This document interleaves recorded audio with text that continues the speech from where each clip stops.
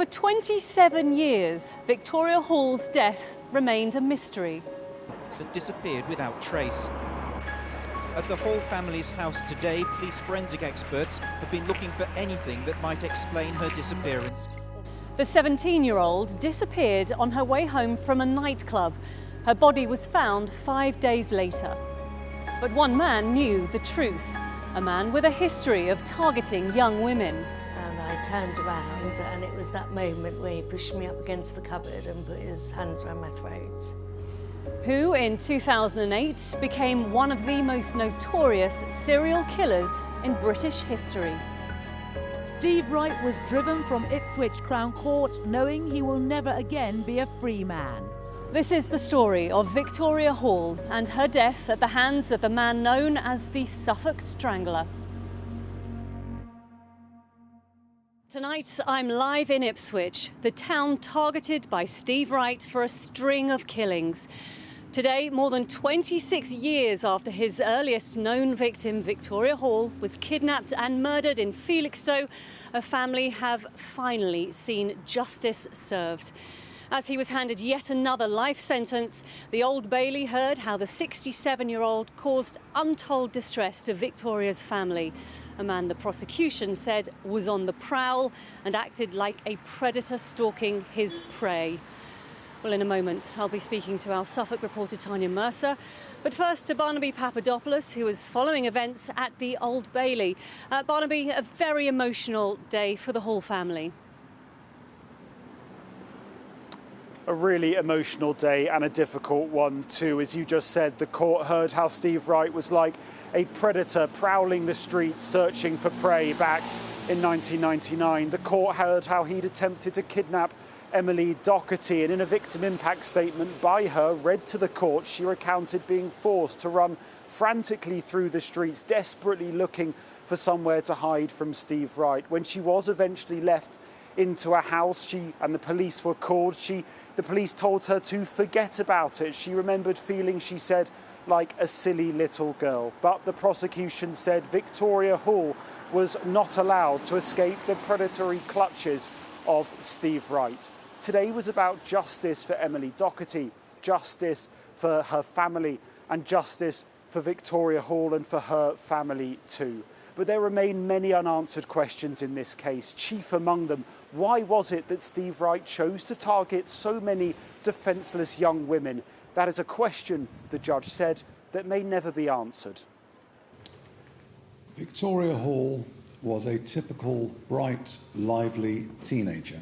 The family of Victoria Hall had waited over a quarter of a century for this moment. It is well nigh certain he will die in prison. The moment a judge at the Old Bailey passed a life sentence on the serial killer who murdered her in 1999. 7 years later, Steve Wright would go on to kill 5 more young women. Victoria Hall was just 17 years old, an A-level student who had the misfortune to be in the wrong place at the wrong time. She had dreams of going to university, of one day getting married and having children of her own. On the 18th of September 1999, she went to this club in Felixstowe with her best friend, Gemma Elgar. They spent the night dancing together before they left to walk home in the early hours of the 19th. As they parted company, Victoria said, "I'll ring you when I get up tomorrow." It was a call that never came. Shortly afterwards, she was abducted by Steve Wright. 2 high-pitched screams heard by the friend she'd just left and several neighbours as he forced her into his car. The killer spotted buying petrol just hours after he'd committed murder. Victoria's body was found 5 days later, over 20 miles away, near Stowmarket. Today, the court heard from Victoria's friend, Gemma. Victoria's death, she said, had altered the course of her life. For years, she'd been terrified that her killer was still out there. Vicky lost her life, she said. There is nothing left that can even start to make up for that. Victoria's mother died in December, never knowing the truth about her daughter's death. Victoria was a loving girl with a whole life before her, with plans of what she wanted to achieve. All this was snatched away from her by Steve Wright. We lost our lovely daughter, sister, niece, granddaughter, have endured 26 years of hell. which will continue from today onwards and forever. For years, this was a cold case, but in 2019 it was reopened. Ultimately, DNA from a hair recovered from Victoria Hall's body linked her murder to Steve Wright. But he denied wrongdoing for months, only changing his plea on what would have been the first day of his trial after a judge ruled that a jury could be told about his later convictions. This appalling crime had a profound impact on Victoria's family and friends, along with communities in Felixstowe, Trimley St Mary, Creighton St Peter and across Suffolk. I wish to pay tribute to Victoria's father, Graham, and her brother, Stephen, who now finally know who is accountable for these shocking actions. This demonstrates that time is no barrier to justice. Justice may have been achieved today, but it is justice at its most heartbreaking. After decades of silence, Victoria's family know for certain who took her away, but there is only one man who knows why. Barnaby Papadopoulos, ITV News, at the Old Bailey in London. Yes, Barnaby at the Old Bailey, where this case has attracted a huge amount of attention.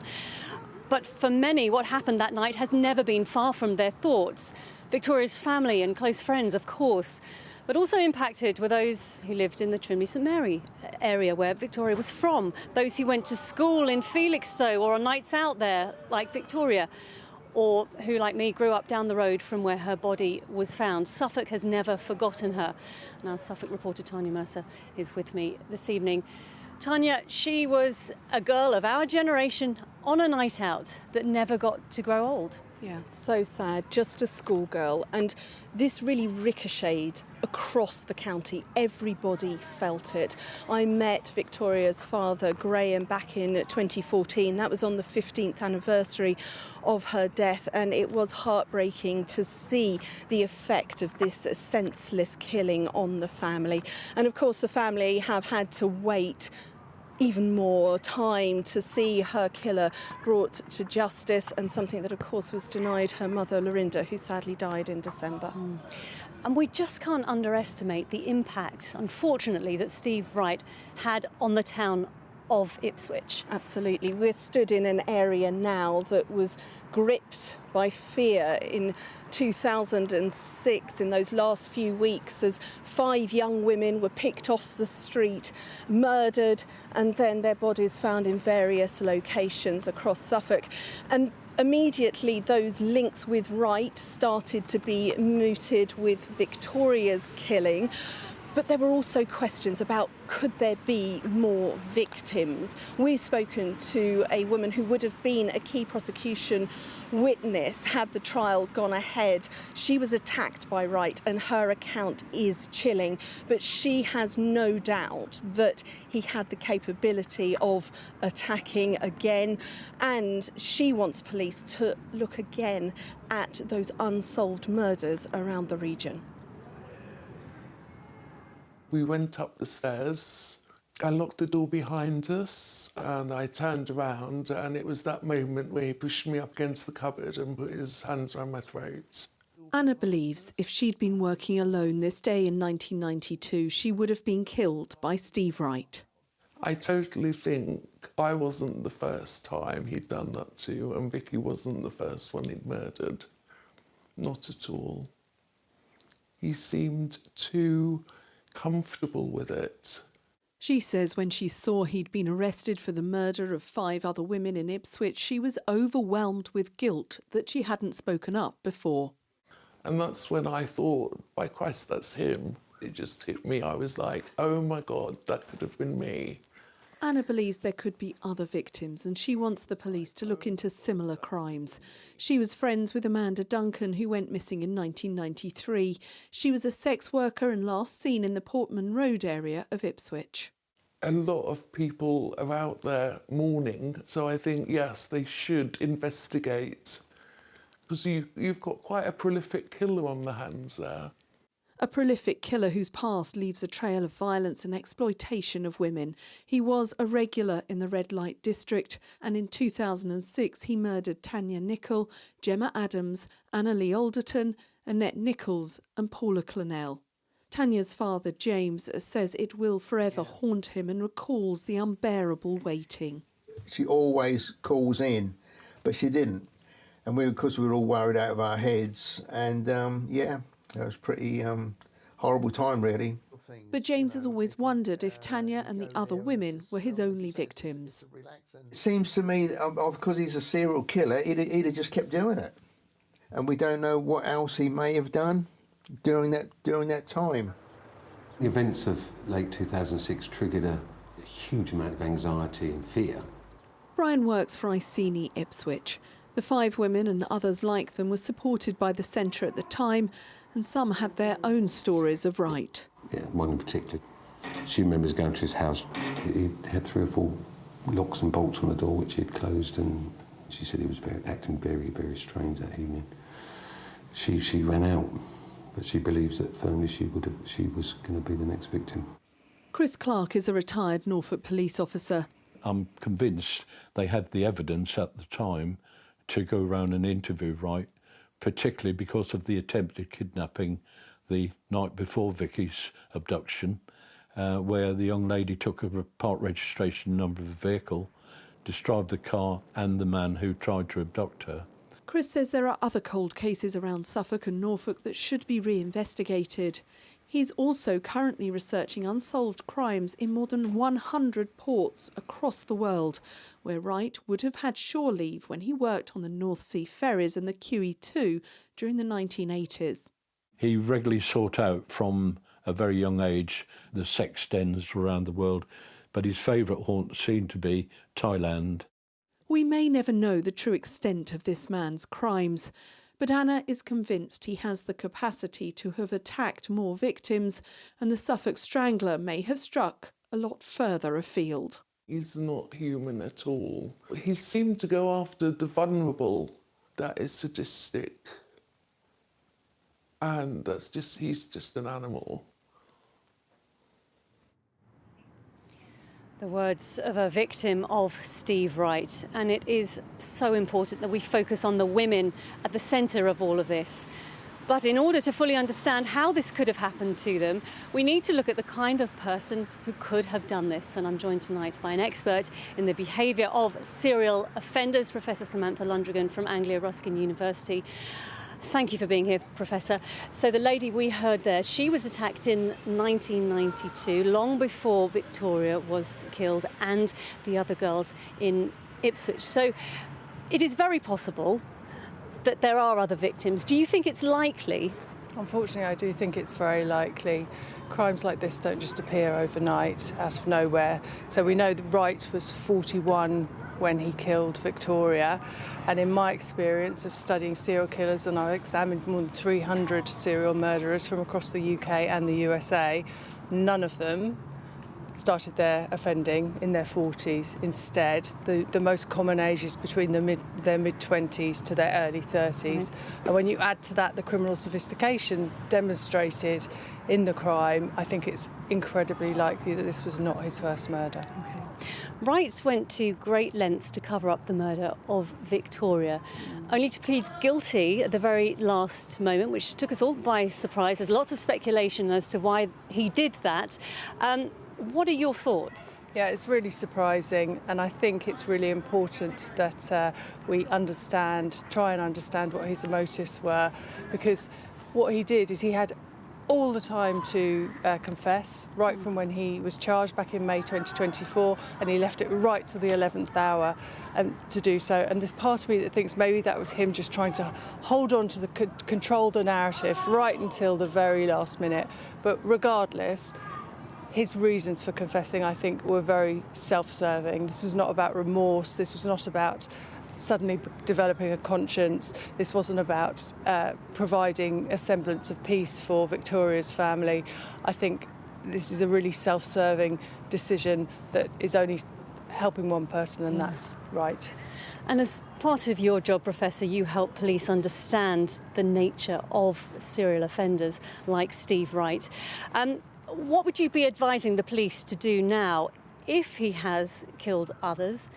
Could they get confessions? Yeah, I think this is a real opportunity to perhaps open a door that's been firmly closed for many, many years. And I think the police should, and they probably undoubtedly are, looking really closely at Wright's motivations for confessing, but also really trying to unpick his psychology so that when they do come to have these discussions, they can really try and use everything in their toolbox, if you like, to leverage any information he might have about murders that he might have committed previously. But I would temper the expectation. Wright has a whole life order. He's got no real incentive to confess to anything further. And actually, for someone like Wright, this information, if indeed he has committed further murders, this is perhaps his ultimate and only power move left. He's got that information and he'll want to hold on to that unless he gets some real incentive to let it go. Today is the day when Victoria Hall's family got a final page on what has been a catalogue of tragedies. The needless killing of their teenage daughter on a night out, the desperate years of searching for answers, the death of Lorinda Hall, Victoria's mother, in December, just weeks before today's sentencing. He was, as has been said today, the very worst of humanity. But some things have shifted in the wake of those tragedies. And Tanya, they can be seen here in Ipswich, can't they? Absolutely. I mean, the county was so profoundly affected by all 6 of those deaths. And after the 2006 killings, there was a real shift in attitudes of local people towards those women that were forced into the sex industry, an understanding that it's not a lifestyle choice, and a real concerted effort by authorities and police and charities to really try and safeguard others. And thousands of pounds was raised by local people to try and support that work and really change policies and approaches. Now, of course, that's not to say that there aren't real social issues that remain in the county, but improvements have been made. And that is what this county is determined will be the legacy of these 6 young women. That and the fact that they are remembered as being somebody's daughter, sister. 2 of them were mothers, but all of them died far too soon. Tanya, thank you. So, some answers this week. They will lead to more questions. But one thing is clear here in Ipswich and across this part of our region. There are people, as we've just heard, determined to make sure that the deaths of Victoria, Tanya, Gemma, Anna Lee, Annette and Paula were not in vain. Good night.